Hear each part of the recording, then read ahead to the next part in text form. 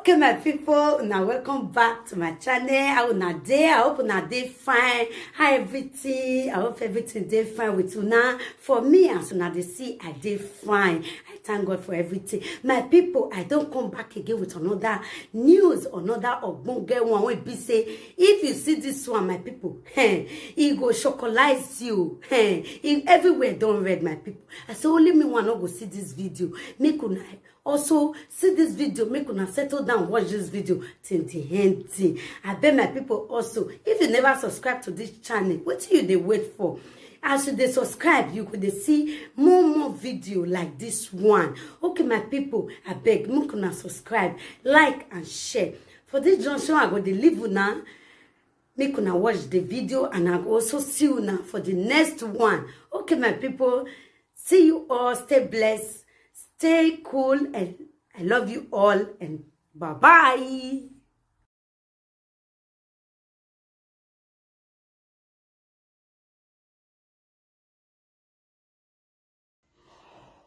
If you don't know why, may you want to whistle Yatona Yakoberian. Why you are very negative? Allow down or on. Ni manivia do não daere do rie kume da koso wonyem uwogo no kwa ni magwalo mamyene kekiwe we uru pa wo mani wesili mabedo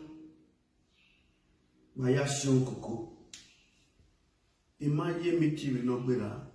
ina be uwogo ni temeli wesilima wedo and Edo Artists Association of Nigeria o ni magogo kenedia la nede negati e o pa ona o ma no ma gwo magogo ebe mi no gwo gogo ina do mu apa oge Okbejo maba ina do mu apawe emani wesilima wedo ina do ya gwegogo na do ya kmomewe usas no bi binosu ku we ko hanwe ro bebo beni binosu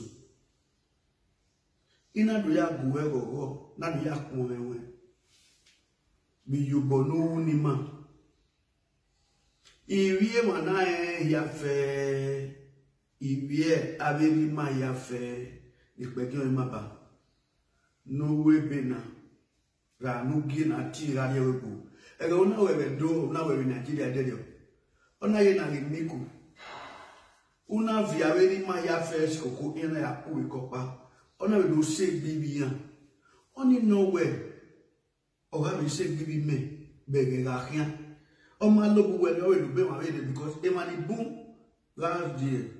o we last we no so na e no so am le ti we 24 beach igu we na ne London igu we ni boom na ne o ma si e wa ya ri but all we o lugan be honest kekebe e ni boom ya fe o ga la o da 24 bit ido mo mewe umwe wo ya fefefe umwe musician ya fefefe umwe bi musician ogedegun ro ona owe atalat man the boy of young the atalat man ipmo Aja bi no wo ri to le London e ya na fi we mani penyo maba mani we sili mabedo otu ean ya we ni pon mewe ya to bia ka pon mewe ni so ma imana wo na video e ma so video na wo be na gwana e wa yire o oni no we no wa mi no ovio e ta pe a Ugie le 24 bit ki an dona e donem wa ile iro wa kenilisi wa ni Europe walao wa vibata ba aba enemu na ka mama no. Now we get this place na tabowa oya na tai why you look how we ma e fans me ya fefefe e fans ogunu no zedo e fans o ima no wesilima wa vibata ba wa vie wujo ba le sokoto kaka boss ye etwa no wire mo yo igbere 24 bit kiyen ko kan wire mo yo igbere ajabi lowo Igo niwe one ore lodon we de gwe yo fian wa ya mo yo gbe wala o wa we de gwe yo fian eso era emi kele no wu ni ga jabi lowo wala o wa mo yo gbe eyan pa o o ma be ro imado botamu wan wa mo yo gbe wa ga nu wa nya mo yo gbe ni yan pa o ma be iti e ma be iti on the 10th on the 11th of September on the 12th ya dugina ya fe akoka ko ni ana dugina wa bere ya fe mi screen e phone number ro wala wo even 24 bit emi no na egbe agwa panedo ya tun na he eso wa ko be so emi o ma ipe o ne bula wa ga ko do ni le uyi owo sa e no sa setu emi ni exist e no sa lo e no sa lo bwa akobe wa so ina we bunayo akobe te wu yo pa no mo te wu mo pa wa ni anya ni e wo be so ene now obi talent of bini riba ibi baba o so la riba obi akaba ma ila me riba obi sa mo riba obi la me bayo ade riba obi la me salon ma yo riba obi la ma o ke riba ibi da me ya fefefe eteme ya eyan ibi mana nira mo pia mu ama ya bode ni ma labira na kina no ya le go no we o wa ga be ti o be wa de we kian America kian wono na me yo kakabo ni me yo ni dai mi me ni mere uda ina ye pa me basana sana september igo ni ya ke dosiko tai edio kian be aye no waya emi sha no ma e pa be do yo tu wa mi o mi re ya jo uda isobe e o ga nya mo pa ori o pa ze igboforo ikaka bogogo na jabi lowo mani mayo ni boom film actors and actress maya ya mo egbe o yan gbagbo to yan kere no ma fe mo arifuai o wa ma kan ade yi trato ayo ene ide o kan ye bet mo ye vinu uda ese me akane 24 bit idokpo mewe ese ere dokpo mewe iyobonu ne dona e ma ro no me wo sewe ababu kanwe e wo pa mu na na ababu kanwe no unda okuma ri oboyo e pa lo we na fe fe ni e wo ka wo we akogbera ya na bela we wu e wa je won to tai ba abi teme ya fe ni redo wa ye no so 24 bit kin ko kan o be dudu bi o be January be no ka uni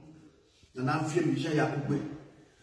o we ni age ge ni kuno ge ni age no ro osakwa 24 bit etini wiwe emagi wiwe ona yake shut down ona is shut down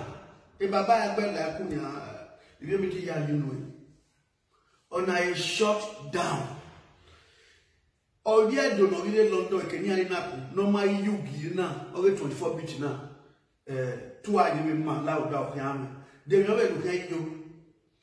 iwon ya fe lu gwa lo isoke akpe no eze gbebe yomo amomo ifie ati Tinubu be no ya se gbe aye iwon akagama a famous obimeno ora pe no ri agwa lo tambia iwon e la no saro no mayo ejoli we wa so dia iya ti kan awo pe se baba because baba pe yo na ya bi iwon ba yo ade e o etani dia so dia ne Alaska no e o eta ku ya omo ne gbeda era wele yugbo ori sodugbo mari na wele o oyo majunu wa ya fefefe imilisa ya boba obi la menu kwa esagime obi baba ato alile omoku igbigbitigbe obi ni mose ora siwa no si ebi okoke no abere lo ko wori lo pe ahe oreba ogwo be de do de ba